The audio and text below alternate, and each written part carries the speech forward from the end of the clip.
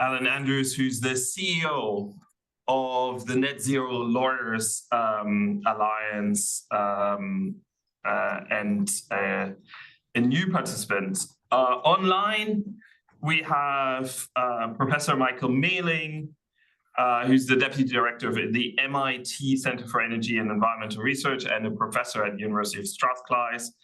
Advocate Veselina Halampiera, who's a Senior Counsel in the European Bank of Reconstruction and Development, and Brandon Vickers, who's the Policy Director at the International Chamber of Commerce.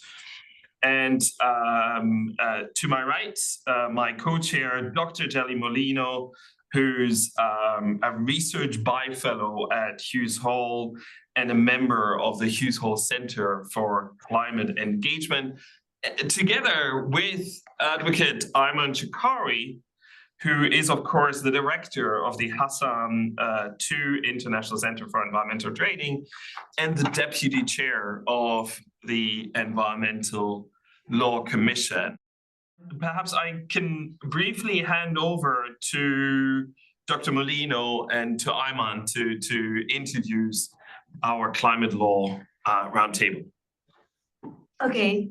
So we're actually focusing on, although one particular question, if you have seen the program, but I think considering the depth of the representation of our experts, I think we can go far more than just understanding what is the effect of the COP outcomes. Of course, this has been introduced in the session, but here more particularly on law and policies that would enhance UNFCCC's Paris Agreement with respect to NDCs and NAPA, but particularly focus on climate finance. This morning, we had a session presenting some of the academic research.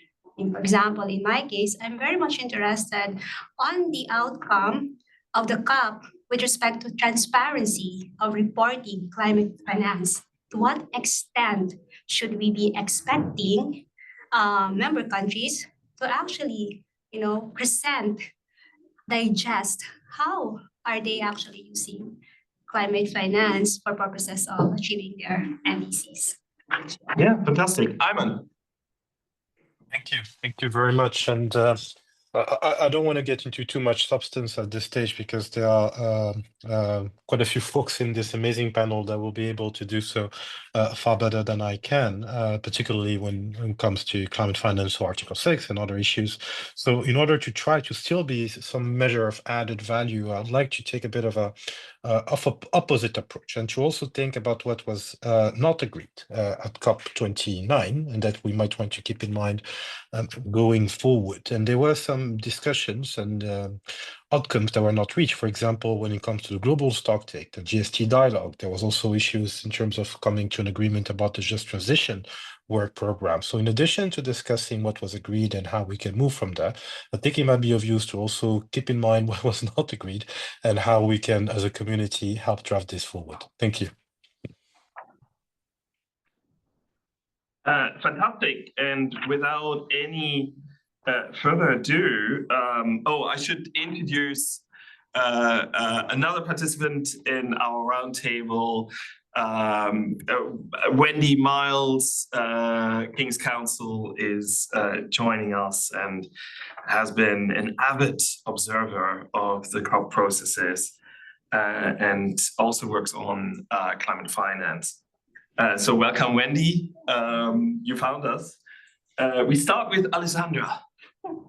Thank you. Thank you so much, Marcus. And as I mentioned in the plenary, it's always a pleasure to be with the wonderful Cambridge and CISDL community. So the idea today, in order to fit the bill for this panel, would be to focus on COP outcomes, the role of law and policy and their impact on finance. And as I also mentioned at the plenary at COP29, the NCQG was finally set at $300 billion, which left, of course, COP30 in Brazil with a task to create a roadmap known as the Baku to Belém roadmap to 1.3 trillion. This was a last-minute addition to the COP29 text, and this left COP30 with a rather vague assignment of scaling up climate finance.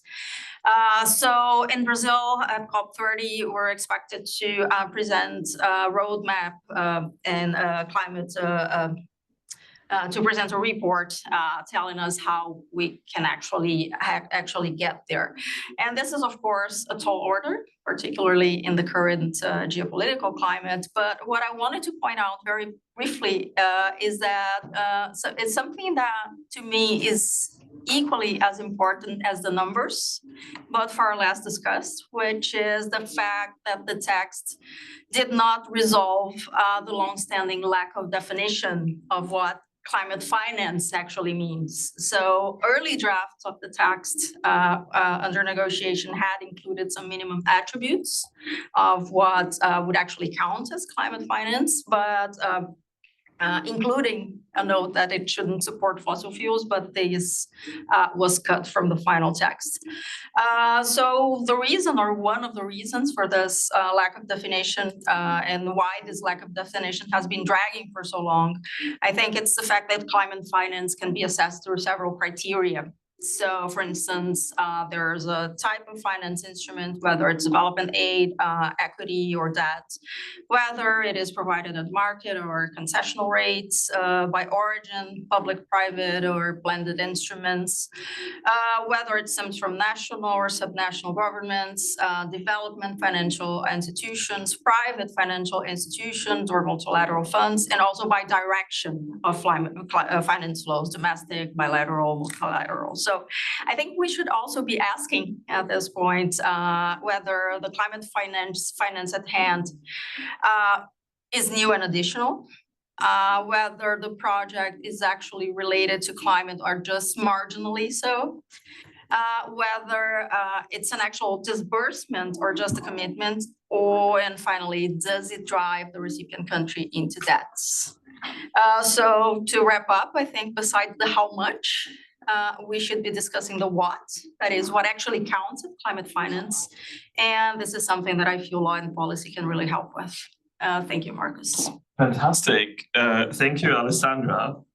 If I can then move straight to our next speaker, Professor Mehling.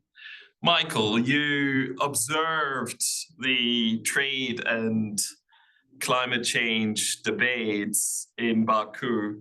What is your impression? Where do the innovations lie? I'm in the US right now, so I'm not thinking about innovation so much. More sort of holding the line. Full solidarity.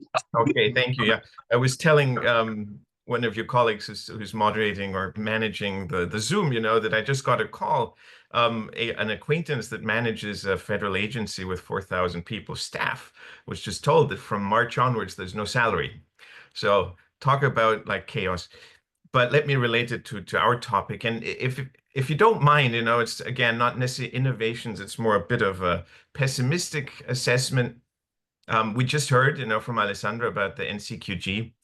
And in a way, you could take an optimistic stance. The climate policy initiative's annual landscape of climate finance last year already found that we've exceeded 1.4 trillion, not in, of course, North-South climate finance transfers, but in climate-related investments in clean technologies, manufacturing, and so on. So it's doable in a way. But at the same time, of course, only a small share of that, or modest share of that, is actual transfers. So we have a lot of work on that front. I fear that even the overall figures, which have been growing in recent years due to just the surge in investment in clean energy and also a lot of legislation, including in the United States, may face some real headwinds. I won't speak about Europe, where, of course, fiscal pressures, budget deficits, debt, the interest payment burden, and so on, are also raising or causing head scratching. But here in the US, at least, it's very clear since the executive orders of January 20th, all the discretionary funding on clean energy is for now paused, and a lot of it is probably going to be revoked. The tax credits, which are the bigger chunk of the estimated $1 trillion under the Inflation Reduction Act, cannot be revoked easily by the administration. So there's an assumption that they're still in place. However, it's also very clear that the Congress, which has majorities in both chambers, is discussing repealing those tax credits for solar, wind, batteries, et cetera, et cetera, et cetera. There's a lot of money at stake. And a memo just circulated by House leadership very clearly says up to 700 billion in savings from repealing these tax credits to fund the extension of Donald Trump's signature Tax Cuts and Jobs Act, which is an absolute priority in the legislative agenda this year. So there's, I think, real challenges coming for domestic sort of climate finance. And when you have those, it's clear that that also will spill over to the international transfers. One thing is clear, climate finance contributions from the US to the UNFCCC process have been halted for now. And I think in the next 4 years, there's not much to expect. Very briefly on Article 6, which is another issue, of course, that, as you know, I've followed for a while. We heard a lot about this last item in Paris. The last item in the rule book to finally get sort of operational was completed in Baku. That's not really true. There's still some open items, some very important methodological and operational details that have to be worked out, but it did sort of move it forward. And the importance is undeniable, the potential at least. It could halve the cost of achieving the Paris temperature stabilization targets, according to modeling estimates, and it could mobilize up to $1 trillion in North-South climate finance transfers. So it would help close two gaps, finance and ambition, in a very meaningful way. Here again, though, my concern is we're seeing this retrenchment from corporates, from large institutional investors around the world, abandoning net zero targets, their scope 1, 2, 3 emissions reduction targets, retrenching or stepping back from ESG pronouncements and commitments. And so the question is, where will the demand come from? If this major source of sort of demand for credits is starting to erode. So I think, there's a lot of challenges and headwinds. We made progress in Baku, but I fear we're entering a period where really implementing and achieving the progress is going to be extremely difficult. Back to you. Okay. To speak up. Thank you so much. Actually, I'm happy to introduce our next speaker. I'm representing the MDBs. Coming from a developing country, sometimes I'm looking on the influence of MDBs and how this climate finance will be coming from the developing countries. So I would like to introduce Evelyn from the EBRD. So what are the different initiatives that EBRD is doing to make sure that this flow of finance will really go to countries that are mostly vulnerable and in need of support? Can we get Vessi onto the screen? Sorry, she had to excuse herself. She unfortunately had to drop out. She said she'll be back later, so we might want to move to the next speaker. Apologies. Thank you.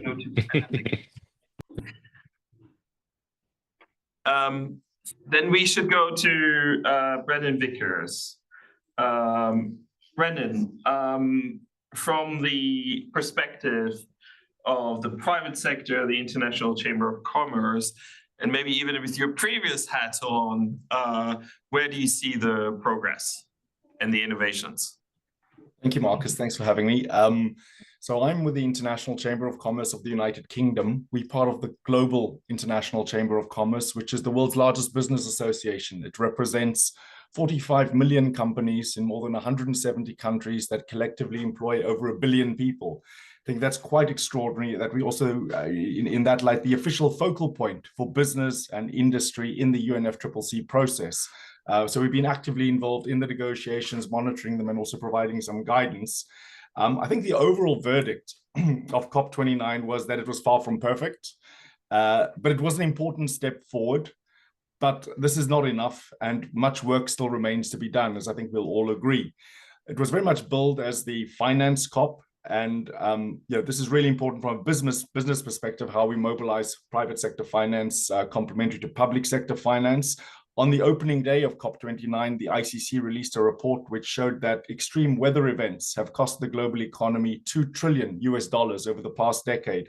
And this has particularly affected the lives of more than 1.6 billion people. So I think this is the cost of inaction, what we've seen. And there's a major price tag associated with any delay in taking decisive action.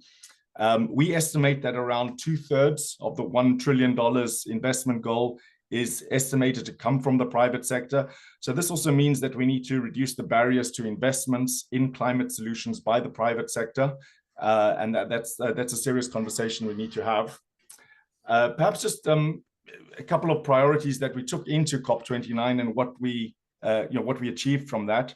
In terms of the ask, I think there were three things that the ICC proposed at COP29.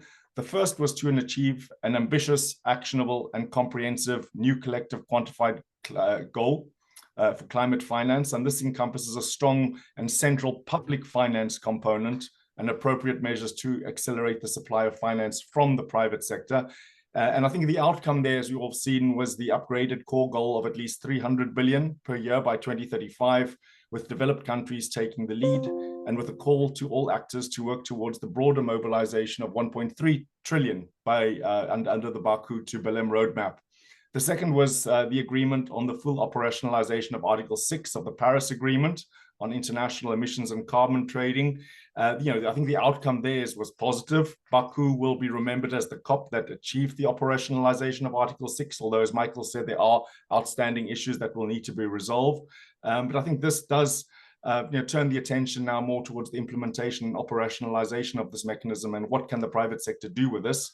And the third was seeking an ambitious outcome on mitigation. I think this is where most of the parties dropped the ball. We all agree that this is probably the most disappointing outcome at COP29, that there was no progress here, and really that the only push for greater mitigation ambition comes from the last COP. And this is something we'll need to think about. I do apologize. I've got a little bit of a cold, so I hope you're able to hear me clearly. But thank you so much for the invitation. Thank you so much, Brendan, and stay with us. Jenny. Our next guest or speaker here is representing the Net Zero Lawyers Alliance. This morning, we had a very good discussion on the role of lawyers for the implementation and compliance. But here, we're very specific on the COP outcome. And then, of course, climate finance and NDC. So would you like to share, what are the effect of this COP outcome on the role of the lawyers to make sure that we get to the ambition, specifically the target of climate finance? Sure. Maybe I'll start by explaining who the Net Zero Lawyers Alliance are.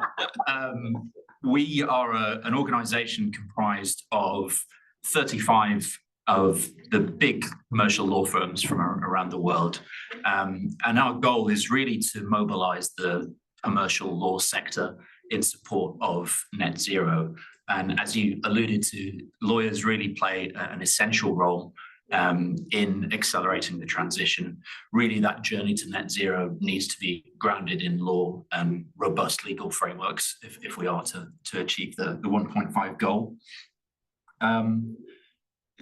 You'll notice the name Net Zero Lawyers Alliance sounds a lot like some of these other net zero alliances that came out of the Glasgow COP.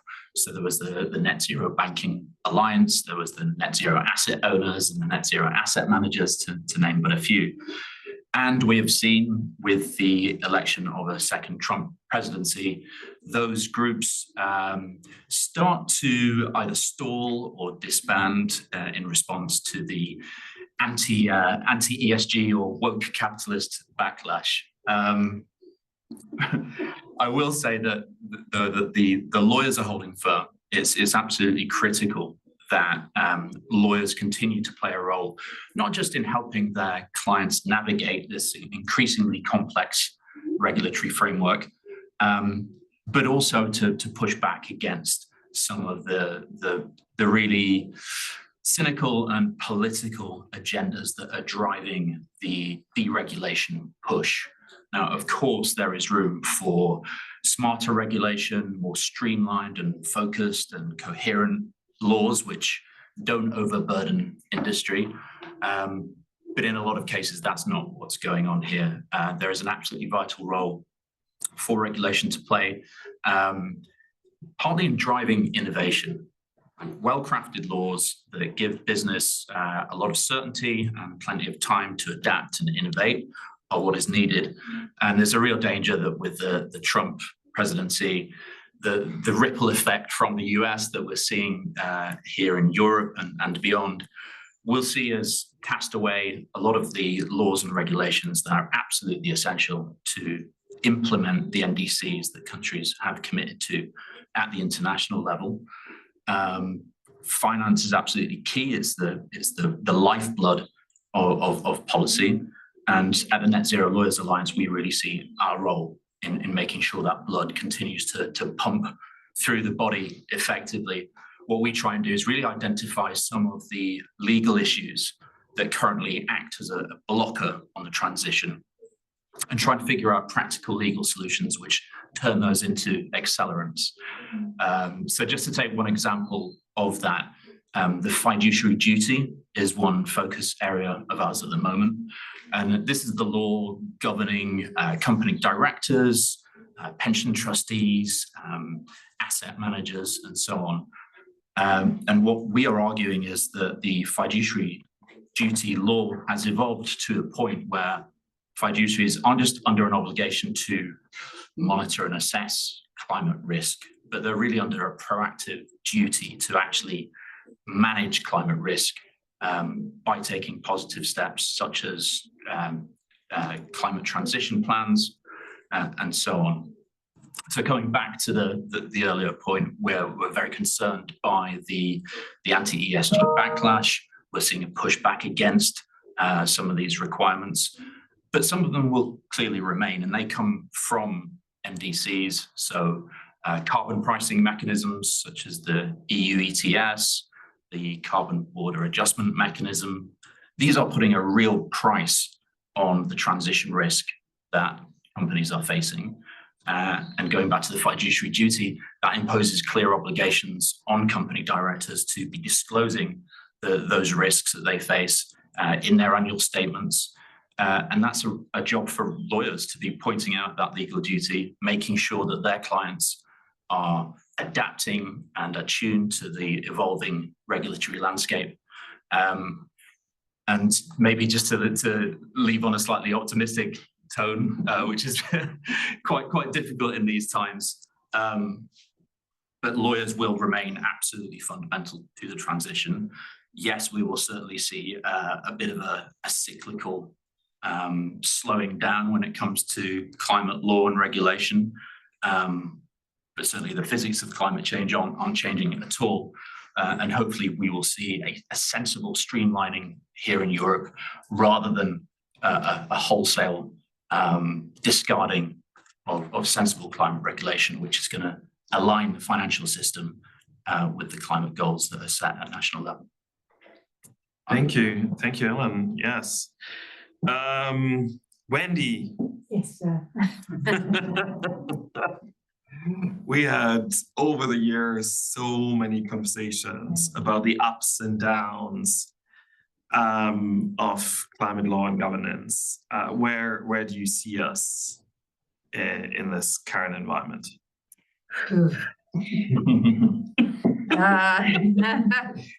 So let me start with the NCQG. First of all, I agree with everything everybody said, and I think it's really, really important. I think the lawyers, I would say this, but I do think the lawyers are the single most important actors.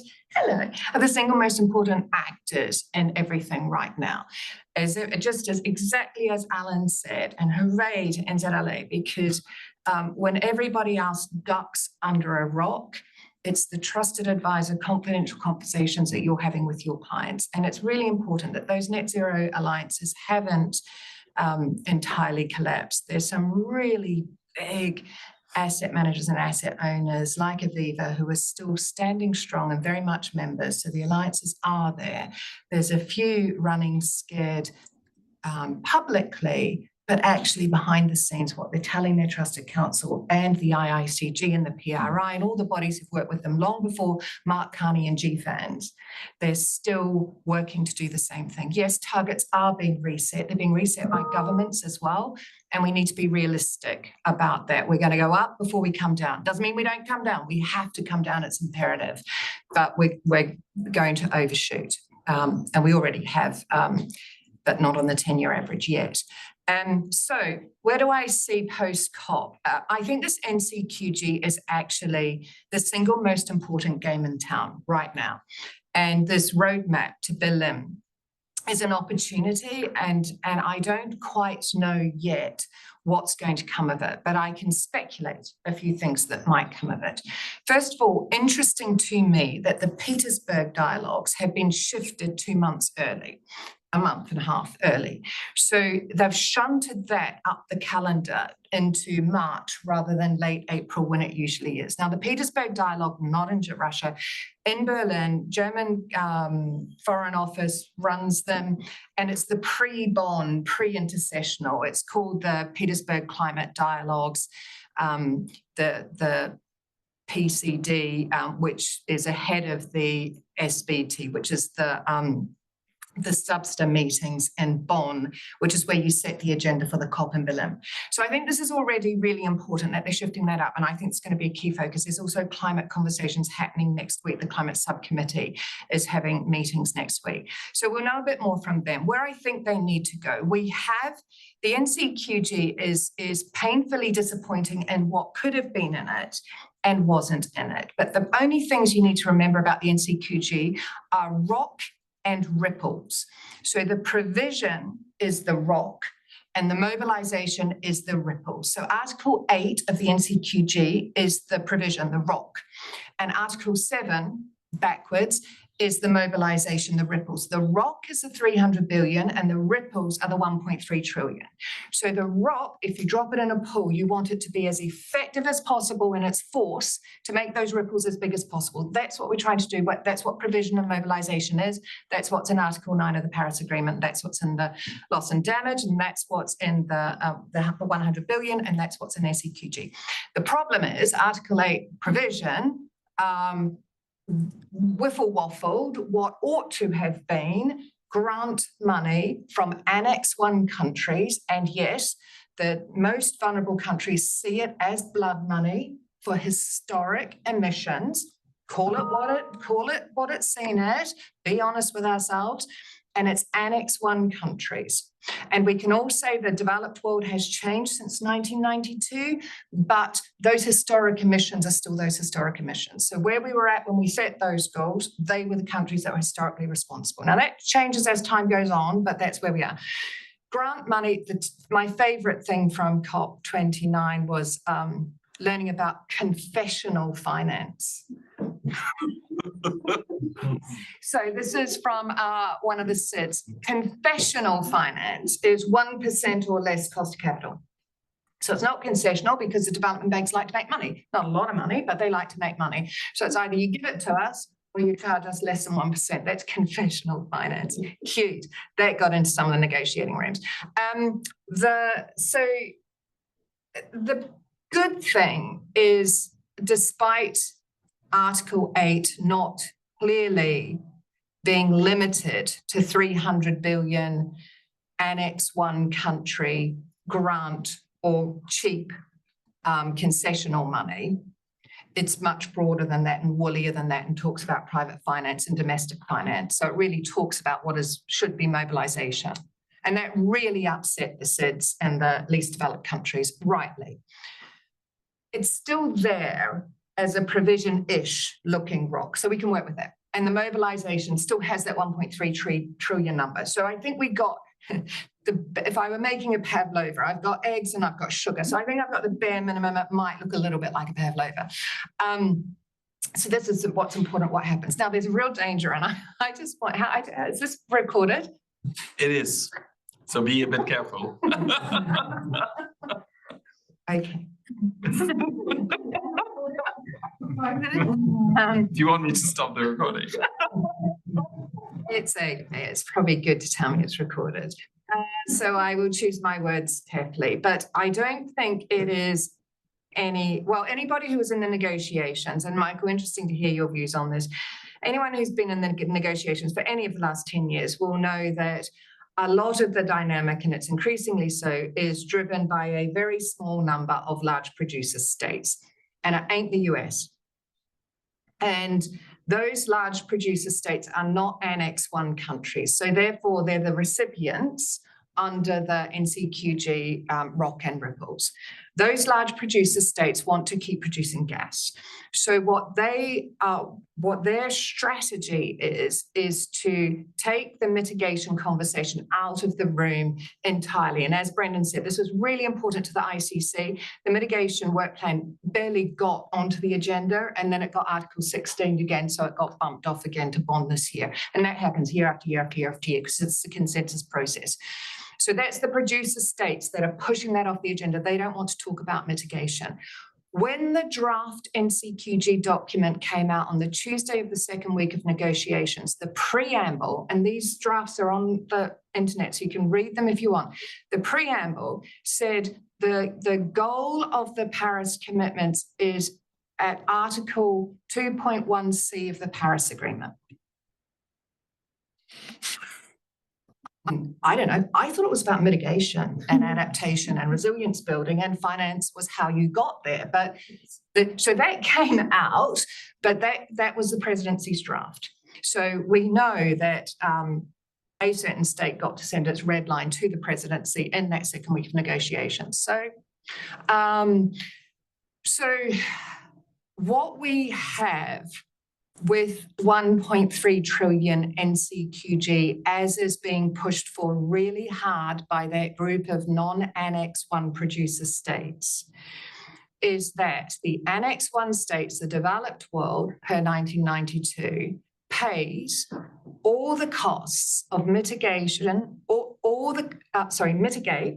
pay all the costs of adaptation and resilience building in the most vulnerable countries, and spend 1 trillion a year doing that, whilst the producer states voluntarily elect which countries they might choose to assist with finance.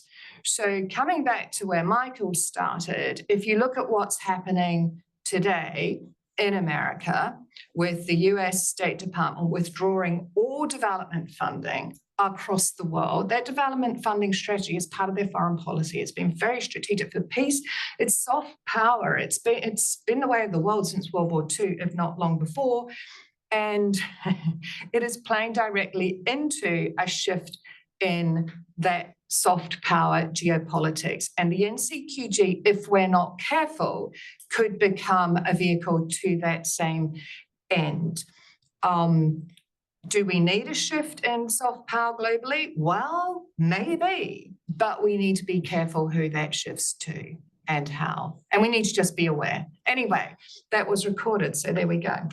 Thank you so much, Wendy. And we have quite a few experts here in the room, and we might have already some questions from online. So I'd like to open it up. Please briefly introduce yourselves. Contribute, discuss with us, because this is a round table. And reflect on what you've heard. Ayman, did you want to come in? This is recorded, I should say. So I know many people can't fully say what, And please tell me I'm wrong, Ayman. I'd like to be wrong. This is recorded. I saw some. I just wanted to indicate that there are some questions online. I don't know if you want me to read them out, or if you want to start from the room. And we have Yuti here in the room as well. Okay, good. So, Matthias, if you want to give us one or two questions from online. Yeah, of course. Hi, everyone. Good morning, good afternoon, wherever you may be. My name is Mateus. I'm project manager at CISDL. Two very interesting questions, a lot of activity going on in the chat. Let me start with two questions. So Oderanti Richard from Nigeria and Levi Omambia from Kenya ask about climate change funding for developing countries. So what are the main programs that can constitute best practices? Is there any program in the panelists' minds that can sort of shed light what are best practices in terms of programs for funding? And then also in terms of statistics, so where is the funding going? So where is the majority of funding going for developing countries? Do we have data on that? So that's the first question. The second one is also quite interesting. A lot of activity and discussion in the chat Anirudh Janagam from India and Emmanuel from Nigeria both ask, how can international law play a role in mandating financing from developed and developing countries? So are we looking at law enforcement here? Are we looking at tribunals? How can we leverage international law in that sense? And especially in regions that are most vulnerable to climate change. And in that sense, what is the role that COP can play in the future when we're looking forward at Belém? So those are the two questions that we have right now. Thank you very much. Back to Marcus. Fantastic. I'm tempted to give some of these questions back to Ayman, but I think Jelly gave a wonderful presentation on the second question. Where does the money come from? Where is it currently going? And there is a wonderful paper that you cited, right? So Jelly, perhaps in very short, where does the money come from? Okay, I actually read the UNFCCC Standing Finance Committee report because it is required that every year you have to trace where the money is coming from. And in that case, based on, of course, I didn't have the copy of the report, so it's based on my knowledge on the report, is that it's actually a mix between public and private. But what really actually where I focus is on the multinational finance, which is created by the UNFCCC agreement. And then, for example, that is only 5% of the total funding. So actually, it depends on the country. I've seen in the data, you can actually check that there is really almost a balance between public finance and private finance. But in terms of the public finance, mostly coming from national domestic. And then the problem, if it is national domestic, I try to trace, it is not traceable. It's very, the finance that is basically traceable in that particular reports are public international finance. But of course, this goes to MDBs that goes and then to the developing countries. So I think that's a challenge. So and that's why I raised in the question, how far should we actually request or require the transparency in reporting? Should we believe that this is how much we get from public and private? Should we also look onto how these funds were disbursed? Because I think there's also a problem in terms of traceability, but it has improved anyway. It has improved because they were able to see that there was an increase of, I think, more than 50% from the last reporting. 2018 to 2019 compared to 2020 to 21, there is half, almost 50% increase on the climate finance. And of course, you can check on the report. You can actually Google it. And this year they'll be expecting the second round report for 2023 and 2024. So I think we have to call the UNFCCC Standing Finance Committee and make sure that really there will be more transparency on tracing where do this money come from, where do this go, and how are these disbursed. Very good. Any reactions to the first question? Really good examples of climate funding.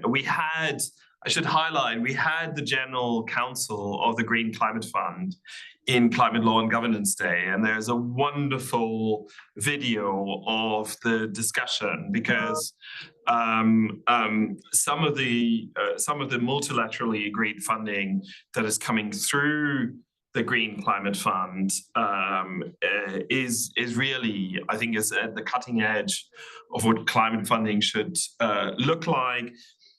When Vessi comes back on line, she can also report on some of the really innovative initiatives that are taken by some of the multilateral development banks, MDBs, around the world, including EBRD. Now, the more lawyerly question is legal developments, international responsibility, COP decisions, right? Is there perhaps something in international law that could force developed countries to pay their share for climate finance? Well, Wendy. No.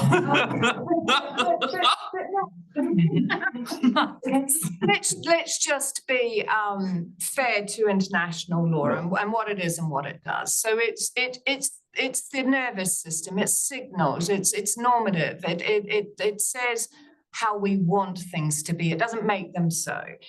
And I think this might be the disappointment in the ICJ advisory opinion when it comes out imminently, is it's not going to go as far as people might like to think it's going to go in terms of what the obligations are, because the obligation is really just to think about implementing this stuff in your domestic law.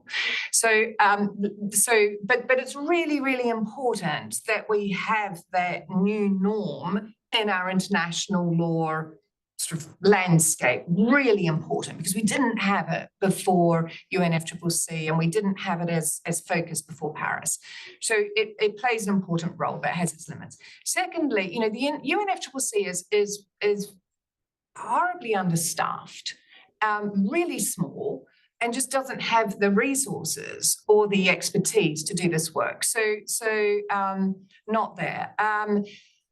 I think the answer to all of those questions and the data on the best practice for climate finance is, the answer to that is, well, what's the best practice for the investment and prosperity of a particular community? And if you answer that question first and then work up, it's easy to build a finance stack up above that. So, for example, if climate change adaptation requires you to have more soil regeneration, more irrigation, you need an energy system for that, perhaps a micro energy grid with individual landholders having a solar panel each. Maybe they need $100 each for little loans around that, can be put through mobile phone infrastructure, and then they aggregate into a whole energy grid for that community, which aggregates into a whole land use food production system for that area, as well as enough energy to adapt to a changing climate. And if you work on what you need rather than what finance can bring down, and the thing I keep coming back to on this conversation, which has been driven by too long by finance, which is why it's not entirely bad thing that the focus is coming away from the GFANS umbrella. If I have a business plan, I don't sit in my house and wait for a financial institution to knock on my door and tell me how to do it and how they're going to fund it. So I think we need to generate, I think it's a really important role for the ICC, it has national committees all over the world. It has local chambers of commerce. It has arbitration, right? Well, that's another conversation. But I do think looking at what the needs are of particular communities and working out how mitigation, adaptation, and prosperity and that economy can work bottom up, and then designing finance around that is easy. And then, because the problem with the approach we've used so far is it's mass investment in mega projects. And because that's what the fossil fuel system is. It's mass investment in mega projects. So all the development banks can fund you a coal-fired power plant like that, and a road, and a gas-fired power plant now, because that's better. And so I actually think the solution, I'd be interested in Jally's reaction to it, but I think the solution, and I wish Tejas was still here, is to find those finance structures and work up. If you work out the business plan on the ground that works for you, that serves the needs of the community, we can make the finance fit. You just got to talk to the right people. Yeah. Good. I want to, yes, Ayman, if you want to come in, please. Oh. Briefly, about saying on the very relevant remarks I've just heard. One thing, and I think the SCF is a very useful forum to further contribute to this conversation, because I think it was last year, the SCF is something I say every now and then, but I'm assuming some people in the room might have heard me refer to that during COP29, but the SCF came up last year with a document discussing the definition of climate finance. Anyone wants to take a guess how long that document was? Ayman, can you spell out the Sorry, the acronym Standing SDF? Committee on Finance. Yeah, the Standing Committee on Finance came up with a document discussing the discussion, what is actually climate finance? The document is almost 100 pages long, and it doesn't quite say what the definition is. So I think that's a fairly good indicator of some of the issues that we are considering here. The other point, still on the SCF, they're actually having the meeting in a couple of weeks in Bonn, the 39th or 38th, somewhere around that.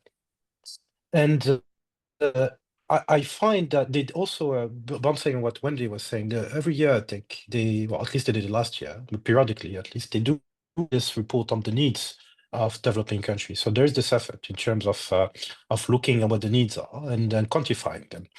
And it's always a bit of a chicken and an egg issue, because yes, absolutely, there is an important drive and need to further refine projects so that they are eligible to funding. And to be eligible to climate finance, one needs to be eligible to finance. So to make sure that there is a strong business model behind it and that it makes sense.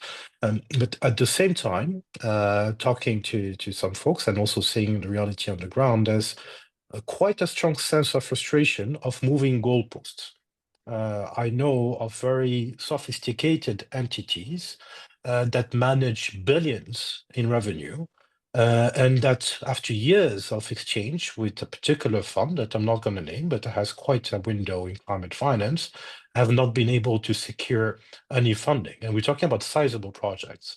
So if you have entities at that level of sophistication that are unable to secure funding at institutions that are quite climate friendly, I think one can imagine the barriers that are in front of smaller project holders. And the reality is quite a lot of them, one way or another, find funding at the local level, at the national level. Just yesterday, I was in Tangiers, and the region is discussing the water, energy, food, and ecosystems nexus and coming up with all kinds of projects and solutions because they have no choice. They need to deal with the issue. However, that doesn't address the fundamental issue of climate injustice and what climate finance means and should be for some. So I don't want to be too long, but I wanted to help to the conversation a bit. Thank you. Yeah, fantastic. Thank you very much, Ayman. I wanted to bring in our two, besides Wendy, our two other practicing lawyers in the room, Alan and Alessandra. Where do you see the sort of climate finance, climate justice nexus, Alan? Well, I think one thing we can say for sure for the next few years is we'll increasingly see more and more litigation. Yeah. Sorry, I'm still your point. Yeah, I mean, particularly with a second Trump presidency, we're likely to see a wave of litigation increasingly focused on the financial space and on the roles of financial actors. I think also greenwashing is an interesting area to watch. I think we'll see we were about to see more and more litigation focused on dubious green claims that didn't really stack up. However, what we're now seeing is the sort of green hushing phenomenon. So we're seeing companies backing away from green commitments, partly in response to events in the US. But yeah, again, a really interesting space to watch. And I'm sure there'll be some really interesting legal principles coming out of that litigation. Yes. Couldn't agree more.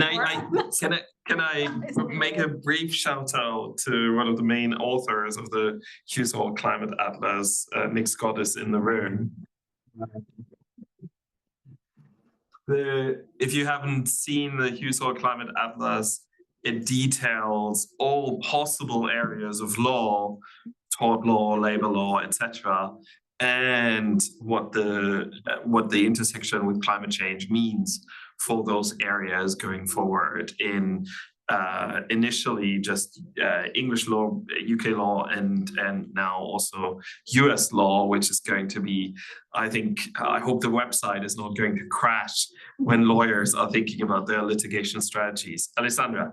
Yeah, just wanted to take a minute to congratulate you on the project, the Climate Atlas. I think it's an invaluable resource. I use it in class all the time, particularly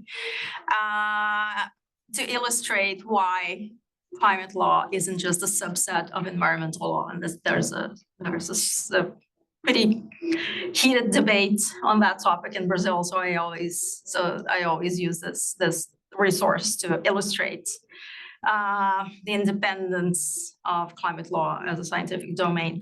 But going back to litigation, and which was, as I said, precisely what I was going to point out, I think we need to think of climate litigation as strategic litigation. It differs from environmental litigation at large, generally speaking. It's a governance tool. What success means in climate litigation is not univocal. And I think that's absolutely right. We've seen a rise in climate litigation directed against the state in Brazil a couple of years back. And I think we're likely to see more of this in the US as well. And I also think we're going to slowly start to extrapolate some of the arguments and legal grounds that we make in climate litigation to nature-based litigation. I think that's probably the next chapter to look forward to when it comes to sustainability related litigation. I'd like to collect some reactions from the room. Briefly introduce yourself. Hi, Hannibal. I work for the University of Cambridge. My background is in wholesale financial markets and market regulations. Really, really interesting discussion. I have noticed that nobody has spoken about subsidies for fossil fuels and the initiatives and discussions which were made more public in the previous COPs. And I feel that has disappeared. Has that been killed? Is that still working up? I have that particular question. Fantastic end. I'm Apurva. I'm actually not a lawyer. I'm from a STEM background. I'm into climate modeling. So my question is, how often do scientists and lawyers meet up for this kind of, and also like how informed are lawyers about climate science, because climate science itself is evolving at such a fast pace. So how often do you guys come together to like decide upon policies and governance? Very good questions. And I'm looking at Yushi and Mateus. Are there pressing questions from online? Yeah, thank you. So we have quite interesting discussion happening in the chat. If I may just highlight 2 points. One was made by William Ferris from the United Kingdom, and he also touched upon that implementation side, right? So how can we get the contents of those agreements implemented? He noted that he was in COP29 and he followed a lot of these streams of negotiations, and this is the question that he's asking, which I think was touched on by the panelists. Also, Heather Rosemarin from the US is asking an interesting so not only the connection should we have between lawyers and the scientists, but also the agents from finance, right? So are we looking at financial institutions to get funding, especially in light of the fact that the United States has withdrawn from the Paris Agreement? And finally, I think a very interesting point made from Kevin Leki-Simon from Kenya and Idowu Adebite from Nigeria. They ask, going forward, how can we not only implement this, but how can we encourage developing nations to introduce climate-related studies in the school curriculum? So not only funding, but in terms of education, how can we foster that in terms of educational? So thank you very much. Back to Marcus. Fantastic questions. I'd like to go to Michael for the subsidies discussion, because I know and a shout out to Michael Mailing. One of the key in a way, one of the key elements that triggered the Climate Atlas was actually his article from 12 years ago, defining climate law as being cross-cutting all across the areas. And then we go back to Ayman. Michael. Sure, thank you. Well, it's a tricky question. I think calls for greater interdisciplinarity and engagement have abounded for many, many years, not just in the climate space, and not just regarding lawyers to work with other disciplines, which includes, of course, the hard sciences, natural sciences, engineering, and all the social sciences. Our economist friends have huge impacts on policy making and how policymakers think. They have this attractive ability to use, calculated results, the beauty of numbers. This is how much it will cost, which is this policy, this is how much it'll cost. And yet, as much as there have been these calls to do interdisciplinary work, I feel in practice, it's lagged behind. So one thing I think is really heartening is that the IPCC's assessment reports have, over the last 2 reports, really begun to take legal inputs more seriously and included legal authors, for instance, as contributing authors or lead authors in some of the chapters of the mitigation report in particular. That was not the case in the first 4 assessment reports, but it started changing with the 5th, and it was really visible in the 6th and the most recent one. And I think that does sort of reflect the fact that the other disciplines and the broader sort of academic and scientific community is becoming aware of the importance of legislation, legal principles, etc., but also in particular the impacts of litigation. So there is, I think, hope, but in practice, we've still seen it lagging behind. And so in terms of actual, conversations, events, institutionalized fora in which lawyers are kind of forced to discuss or open up sort of their thinking, their terminology, their narratives to the inputs from other disciplines, I can't think of many, to be honest. There are many sort of boards and committees, etc., where you will have a mixed composition by nature, by charter, or whatever, just by who gets elected, who is perceived as prominent, etc. So you do have some conversations, but I don't feel like it does sort of full justice to this demand or this call for having real interdisciplinary and institutionalized engagement. There's more to be done on that.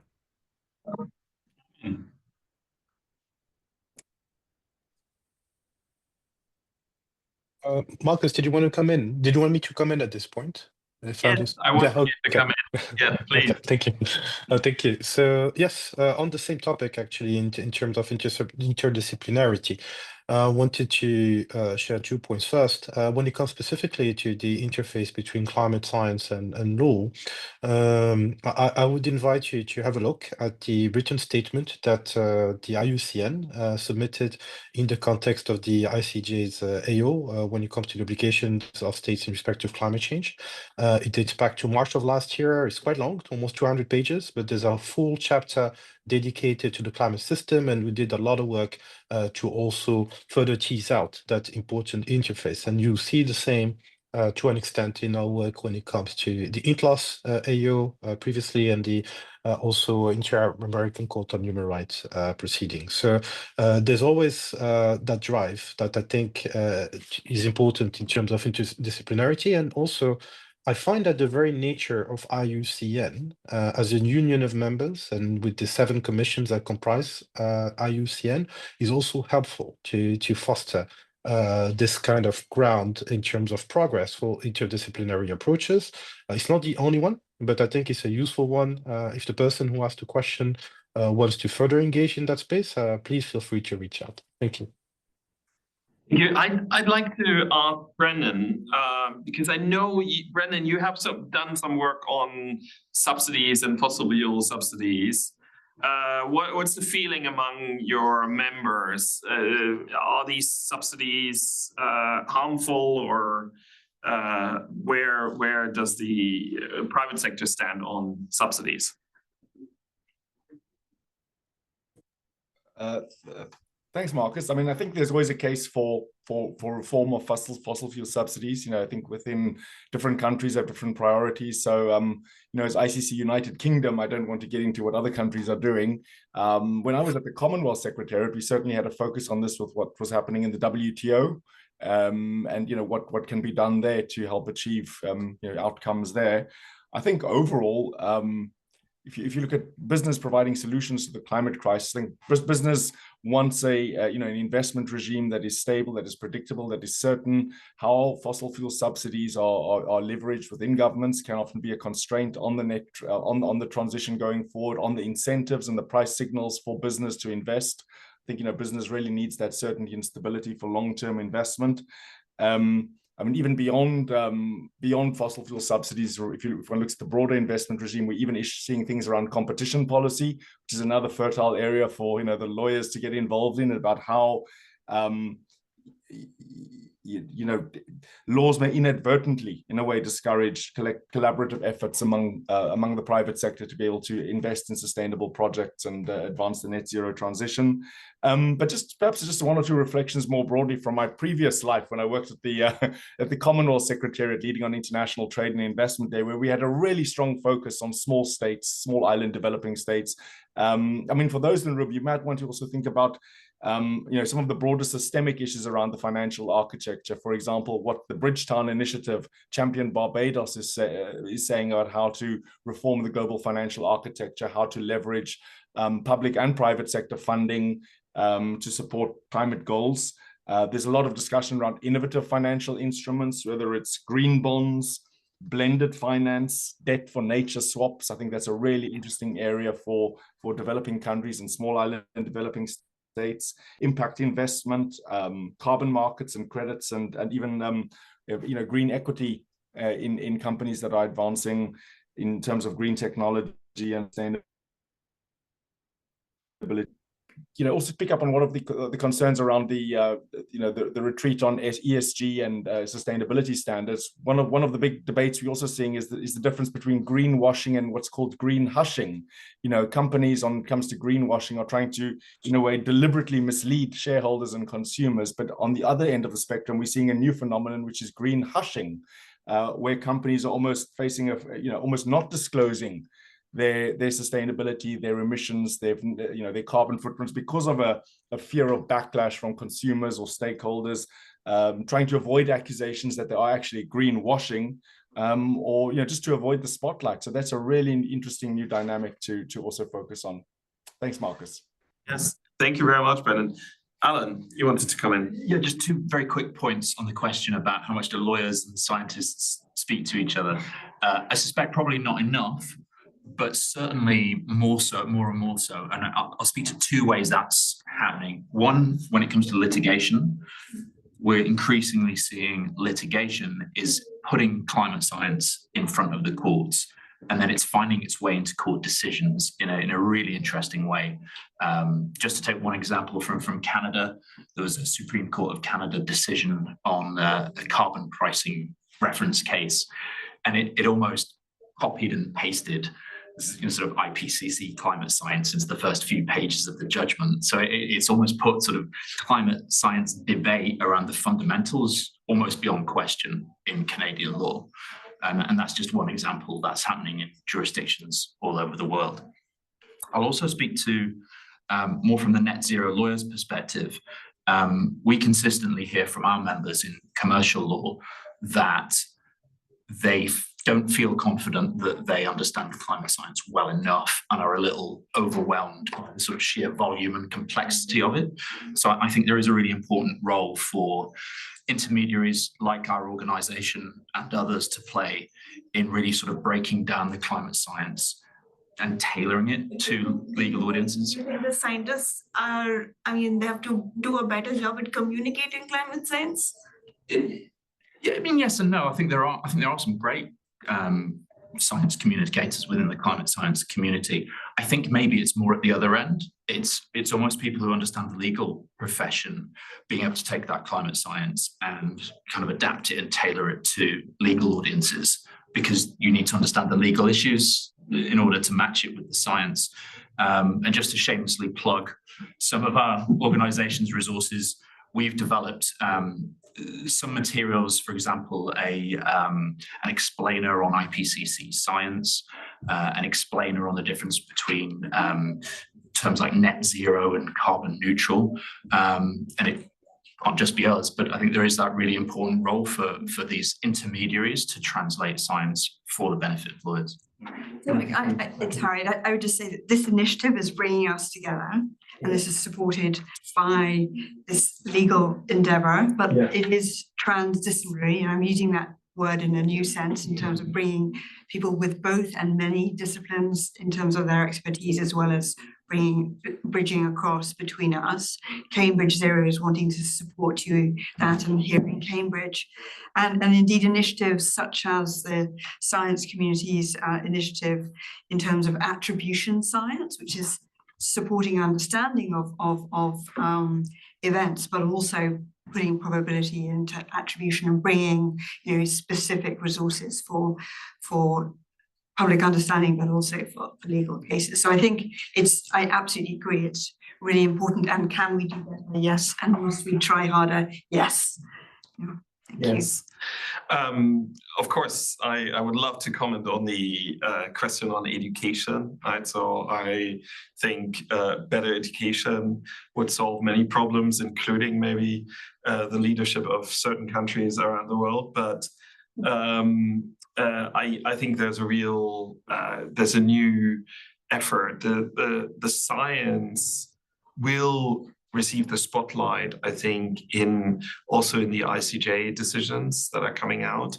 I saw many countries really copy and pasting entire pages from IPCC reports, and the judges had a special primer by the IPCC in the week before the hearings, the oral hearings. So I'm expecting that judgment or that opinion, advisory opinion, to be grounded in fairly solid scientific research.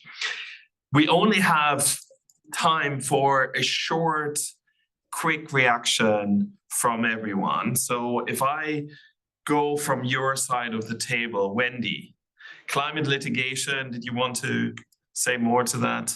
Which bit to react to? Harriet, subsidies, quickly. International law is not completely toothless. I mean, instructing the brain is a really fundamental part of the rule of law. So it's just the body has to follow. It's like a teenage boy, international law. Sorry. We do have the Beyond Oil and Gas Alliance, which is very, very ambitious states who have pledged together to get rid of subsidies. We have a really, really important trade treaty that New Zealand drafted and generated called the ACCTS. I can't remember the acronym, but we call it the ACS. Costa Rica, Norway, New Zealand, Fiji, and Switzerland in that and growing. And they agree that all of their trade instruments are sans fossil fuel subsidies, and environmental standards are required and other things as well. So it's quite broadly sustainable. And there are also sort of reciprocal obligations in certain free trade agreement investment chapters and things. So the UK and New Zealand just entered into a big FTA that has different obligations that you can put in there just between bilaterally or multilaterally between a small group, certain high ambition obligations. A really good example of that is the Energy Charter Treaty, because it embeds in it the precautionary principle in environmental law and international law. It's the only new version. No, Even the old version. It always did it. Yeah, it's true. I mean, education. Sorry. Or creates a carve-out for environmental standards, for human rights, for plant protection. Litigation, I've never been a big fan of litigation. I think a lot of the backlash we have, particularly the corporate sector, which is what we need to transition, is because of some perhaps ill-timed litigation. The fiduciary duties. Can I just say the Hughes Hall Atlas is amazing, and it is the Hughes Hall NZLA Atlas. Oh yes. That's all right. Still, Alan's too polite to say it. I'm not known for my manners. what was I saying? Really quickly, the claims, litigation with, just imagine a world where a really, really important developed state suddenly politically motivated without any scientific basis, economic basis, or rational sense basis throughout all of their really impressive renewable subsidies, just hypothetically. Imagine if you had a free trade agreement, like, for example, a NAFTA, that you could bring an investment treaty claim against them for all those investors whose positions were protected in those renewable projects. Well, we did, didn't we, until 2016. Now we have UNFCCC, which doesn't have arbitration, so we'd have to go to the Supreme Court for that one. Just saying. So I think we should rethink some of the ideas that a lot of lawyers in the climate community have had about whether investor-state arbitration might be a friend or foe, because we now have the established renewable investments and we want to protect them and protect the policies that are in their place. And that also can fight back if those fossil fuel subsidies leave and then come back. On the science, just two just cautionary points on the science. I sat maybe 7 years ago at another university in the UK where a group of scientists and lawyers sat together, and it really was a collaboration on how to design science that would help litigation. Yeah. Now, isn't that what we accuse the oil companies of doing? The science is the science is the science. Yeah. Get us the best available science and tell us how to use it. Don't manufacture science, right? Mm-hmm. I'm also really worried about the IPCC. I'm really worried about the science in litigation because it's an adversarial approach, and our job is to undermine the other side's case, including whatever expert evidence they put in.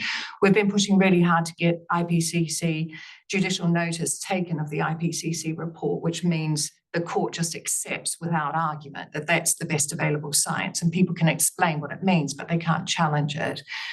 Honestly, even the oil companies don't challenge yet the IPCC. But I tell you who is challenging it. There's some, again, large producer states that are, or no, well, they are, but more to the point, some developing states are saying the integrated assessment models, the economic science in those reports don't reflect the whole world. Mm-hmm. And so therefore, if you're saying it's more expensive to do nothing than to take the cost hit now of mitigation adaptation, that works for the developed world. But they say, well, that doesn't work for the rest of the world, so that's not the best available science. That's a really dangerous road to go down. Really dangerous. And that is being pushed really, really hard within the IPCC process. 1 minute reactions. Alessandra. Sorry. Yes, I agree with Wendy that international law does have its limits, but it's not entirely toothless. And as for the normative content of the Paris Agreement, I think one very good example that also goes a bit to the first question that we had online on how this could play out in practice is the fact that Article 4.1 actually expresses an obligation of member states in a very cogent one at that. It uses the verb shall implement domestic policy to carry out whatever commitments they have under the UNFCCC. So I think this is an example of how international law could actually help foster domestic policy in a very concrete way. We'll circle back to Jelly after. Alan. I think I've made all my points in my last comment. So okay, and Michael. Sure, and thank you. A great discussion. So I'll follow up 1 minute. Yeah, I'll follow up on 2 points quickly. First, the science side. I'd neglected to say, but thankfully others like Alan brought it up. Expert evidence, attribution science has really seen a boom in recent years, and you can hardly find a workshop on climate litigation, of which there are many, that doesn't also have a number of scientists in the panels, etc. And there's really been strengthened dialogue and even some enduring networks that I see coming out of that, because the scientists feel like they can finally do something, not just sort of report the objectives, but here they're actually helping, do something about what they're so worried about. But it is a two-edged sort of knife in some cases. some of the cases, like the Shell case in the Netherlands, decided that the Netherlands was attacked for misinterpreting and not having a solid grasp of the science. So it's really important to get that right. But I want to pick up another point Wendy made about finance and soft power. I fear that that's exactly the direction things are going. Already in the Biden administration, it was increasingly clear that, foreign policy assistance and climate finance were starting to be used as tools of foreign policy with conditions and sort of strategic overarching thoughts. But there was still carrots. Now under Trump, we have no more carrots. There is no climate finance. Instead, we use sticks like tariffs and withdrawing military support, etc., to get those ends. But if we had any kind of climate finance related support from the US, it would definitely be, used for soft power. And I think this is expanding to other jurisdictions as well. So a trend to watch for, because it's, I think, really, really problematic and might disillusion and take aback, the beneficiary countries that feel like their promises have never been met, and now the whole thing is taking a new direction, and it's never going to be what it was supposed to be according to the letter of the treaties. Thank you, Michael and Brennan. Thanks, Marcus. I think my parting thought is, as ICC, I think we'd like to see and encourage greater conversation between the trade climate nexus. We'll encourage that at forthcoming sessions, particularly under the response measures and the cross-border impacts of measures taken to combat climate change. It was really good that Wendy raised the agreement on climate change, trade and sustainability, because I think that's a really good template that countries can look at about how to get a legal framework for addressing some of this nexus. Although it's interesting, if I'm correct, that one of the fossil fuel producers that are a party to that agreement have not signed it because they are still reviewing because of the fossil fuel subsidy reform embedded in the agreement. So a long way still to go. Fantastic. Ayman. Thank you. No, I think it was indeed a very interesting conversation. I myself learned quite a bit just listening to the amazing experts that expressed themselves. And yes, another element I wanted to indicate is that, of course, COP30 would be a very important space to drive the agenda forward and to make sure we don't go backward as well. In addition to that, I wanted to indicate that the IUCN World Conservation Congress will be taking place in October in Abu Dhabi, and climate change is also an important topic for the IUCN, with its own dedicated Climate Crisis Commission, and ourselves as the WCN. I'm welcome to join our efforts in that regard. Thank you very much. Thank you, Jelly. Okay, so for my last 3 points, but this is coming from, let me wear my heart as a lawyer coming from the Philippines, in developing country, and I wanna comment on what you said. Yes, it is correct. It should be bottom up. I did that for the last 15 years. I was a community-based lawyer. I agree with you that science is important. Imagine me defending a case of supporting local fish cage operators, but not just on the legal defense, but I use socioeconomic analysis in the court to make sure that the decision should not just be based on legal, whether they could, fish or not fish, but also look on the socioeconomic impact of it. And also, cancellation of some permits, just discussing with engineers, because we see this is a eco farm, yet part of the technical specification are dredging. So it means that is mining in the case of socioeconomic project. So you see, this is very important, but I put it as a responsibility as a lawyer to, capacitate myself. I studied. I left my job at Asian Development Bank just to study, because bottom up means I have to bring this case to the international forum. And of course, let me wear another hat. I'm working for the World Bank right now as an independent consultant on sustainable public procurement. Of course, whatever it is that I will be saying will not be binding for the World Bank. But you see, so far as climate finance, that's what I did, bottom up. Now I'm the bank, because I feel at that time, the bank don't understand what is happening on the ground. And since I'm with them, I bring my 15 years of experience of struggling to get these funds. And from them, I work in Bangladesh, and then I know how to maximize climate finance to make sure that at least it will get the best impact. And for the bank, July 2023, all our activities should be aligned with the Paris goal. So 2016, my PhD thesis was criticizing the banks, 5 MDBs, on the role of multilateral developments in promoting sustainable public procurement towards the SDGs.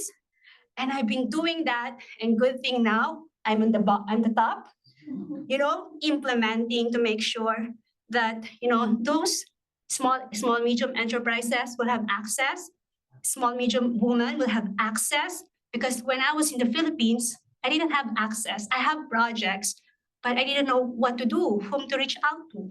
Now, I'm in the back, and hopefully with that experience, I could make this climate finance more impactful.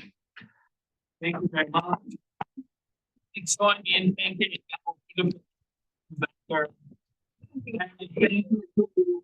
Thank you to our online audience. Thank you for being with us. We will reconvene in exactly 25 minutes. Thank you. Coffee is either out that way or out that way. Thank you. Thank you. Maybe procurement.